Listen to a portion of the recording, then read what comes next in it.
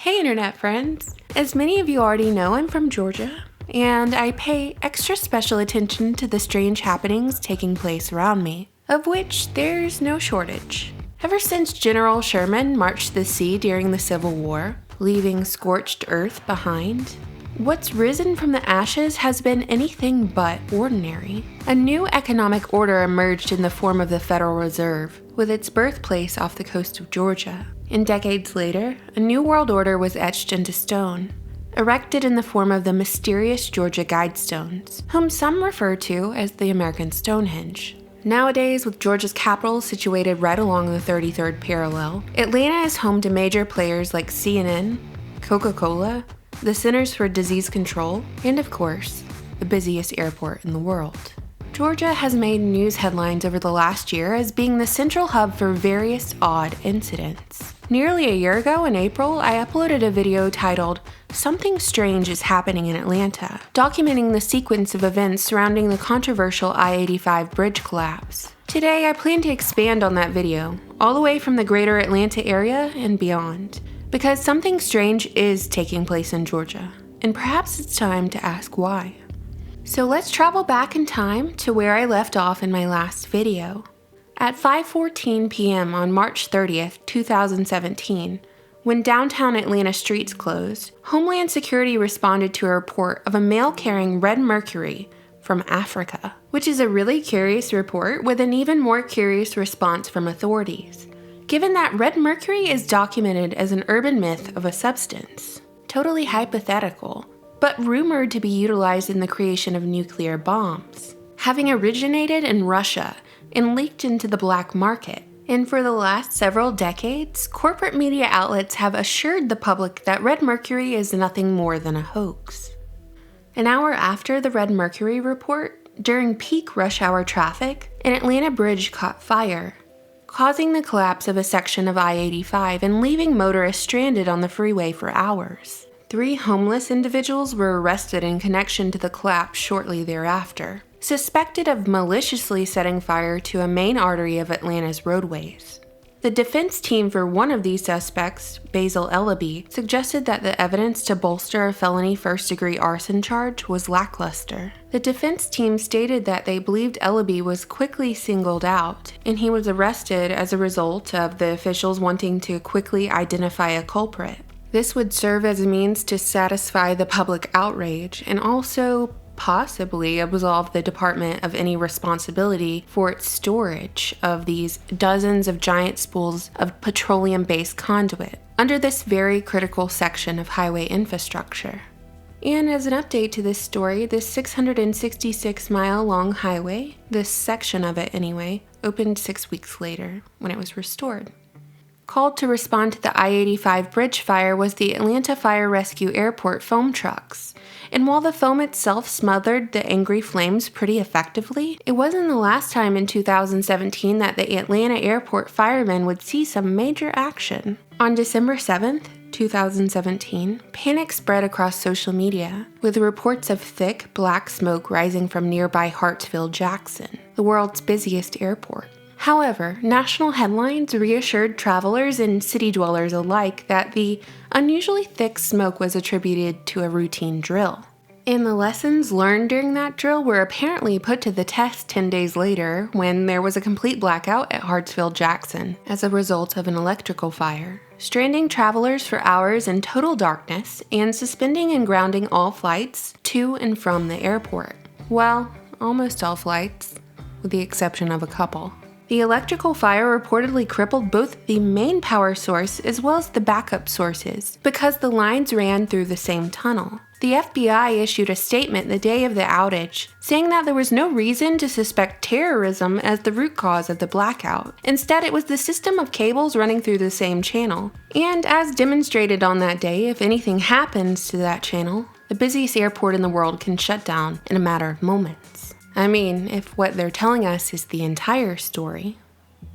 If we're being told the whole and truthful version of the story, then in the instance of the airport blackout, the Georgia power monopoly as well as the lack of accountability and failed leadership had a costly and detrimental impact on critical infrastructure.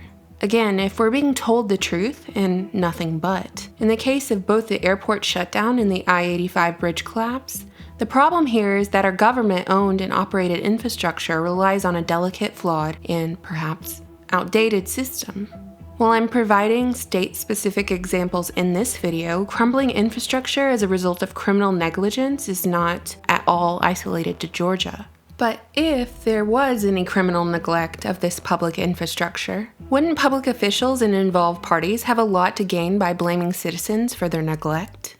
If you notice the pattern that's emerged just within the last year of coverage of Georgia-related events, the corporate media initially reports on these incidents only for the coverage to totally fall out of the news cycle. Imagine if mainstream journalists actually did investigations into how our tax dollars and funds are allocated for infrastructure. What if they discovered that all the funds were being allocated appropriately? At what question would they arrive next? Perhaps a question of who benefited from these incidents. Unfortunately, it's not unusual to discover that high-level individuals sometimes do unethical things. Their complex financial interests limiting their ability to do their job. Such was the case with the Centers for Disease Control Director Brenda Fitzgerald, who resigned on January 1, 2018, a day after it was reported she purchased tobacco stock after she became CDC director, less than a year ago. Dr. Ann Schuchat is now the acting CDC director. Her resume includes responding to the H1N1 pandemic, the SARS outbreak in Beijing. She worked on the Ebola vaccine trials in Africa, and she even played a key support role in Washington, D.C. during the 2001 bioterrorism anthrax response. And as a total aside, have you all noticed the trend in headlines lately? Reporting incidents of mysterious white powder being mailed to individuals? It's like we've stepped back in time. What's old is new again. Side note, over. What's clear here is that very exceptional people work at the CDC, a national public health institute nestled in the heart of Atlanta that deals with some of the deadliest and most horrible things imaginable. So when CDC Dr. Timothy Cunningham disappeared on February 12th, 2018, one of the things I noticed was that they broadcasted pictures of him taking selfies in his car and posted snapshots of his dog, depicting a very normal and ordinary individual, which he is not. The 35-year-old is no regular old doctor either. In addition to being a high-ranking military official, Dr. Cunningham responded to public health emergencies like the Ebola outbreak and the Zika virus. And the events surrounding his disappearance are very puzzling. Police confirmed that in the day prior to his disappearance, Dr. Cunningham told his neighbor to tell his wife to delete his phone number. The next day, he left work early complaining of feeling ill. And after failing to report to work over the next couple days, his parents drove from Maryland all the way to Atlanta to find an empty house, with their son's belongings left behind, including his cell phone, wallet, and car, and he even left his beloved dog behind too. The coverage of his disappearance has been rather complicated because initially the media and Atlanta police reported that Dr. Cunningham had been passed up for a promotion a week before, and the tone of the report sort of implied that he might have committed suicide. However, a month has passed and his body has yet to be discovered. Recently, the CDC commented on their worker's disappearance, correcting the police and media reports that he was passed up for a promotion, saying that was an entirely false report. So, since this story has almost completely fallen out of the news cycle and was riddled with errors to begin with, let's go through some possibilities, none of which I'm implying are true or factual. They're just possibilities. It's entirely possible that the CDC doctor fell ill, perhaps as a result of what he was exposed to at work or otherwise. Now, he could have hallucinated and wandered off. He could have purposefully isolated himself as a means of treatment, or he could have been scooped up against his will for treatment. Aside from the possibility of illness, since these individuals are no ordinary doctors working at the CDC, I would assume that he could have been targeted by a foreign government, or he was a spy. If he was a spy, he could have smuggled materials and left the country. If he was kidnapped, then that would explain the state of his home with all of his personal possessions left behind. There's a whole range of scenarios with incredibly serious implications not being discussed by the media, which makes me wonder why they even bother to cover the story at all, especially since they're doing such a poor job of getting these details straight. Unless the story of Dr. Timothy Cunningham is serving as a warning to those like him. Interestingly, on February 25th, after Dr. Cunningham's disappearance, the CDC asked Congress for $400 million to build a new high-security building to house the world's deadliest pathogens. The CDC already has one of those facilities, which was opened in 2005, and it cost $214 million, but apparently now they need a new one.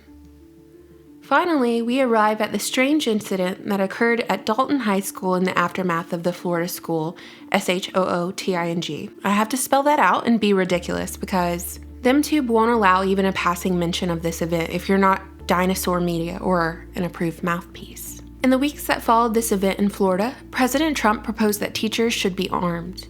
And several days later, a 53-year-old school teacher barricaded himself in his classroom, and when the principal attempted to open the door with a key, the suspect, Jesse Randall Davidson, allegedly fired a shot from his handgun through an exterior window, harming no one in the process but causing widespread panic on social media and making headlines across the country, the entire incident becoming politicized before the teacher was even in handcuffs. Random Twitter accounts of individuals claiming to be Dalton High School students chimed in, communicating with Florida survivors in a series of politically charged tweets that were given lots of media coverage. And while that in itself is certainly strange, several months earlier, Dalton police documented Davidson's confession of having someone killed, a woman with whom he'd had an online affair and claimed to have impregnated with twins in 2015. However, the statements Davidson made were reportedly too vague to be taken seriously, and his confession was attributed to mental illness. In the weeks leading up to March 1st, Dalton High School staff claimed that Davidson had been acting strangely on school grounds, wandering around in sections of the school that weren't his normal stomping grounds, and even in one instance, disappearing during the school day, only to be found later, conscious but unresponsive.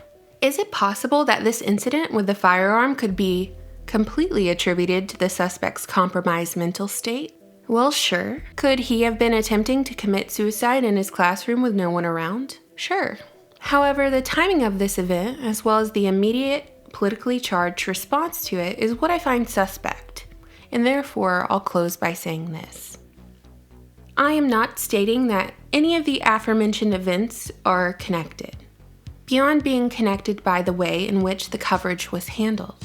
I could create a Something Strange is Happening video for pretty much any location, because something strange is always happening. Breaking news headlines are always being cycled through the corporate media, to be mentioned a handful of times and then to be replaced by yet another distraction, or a topic more suited for division.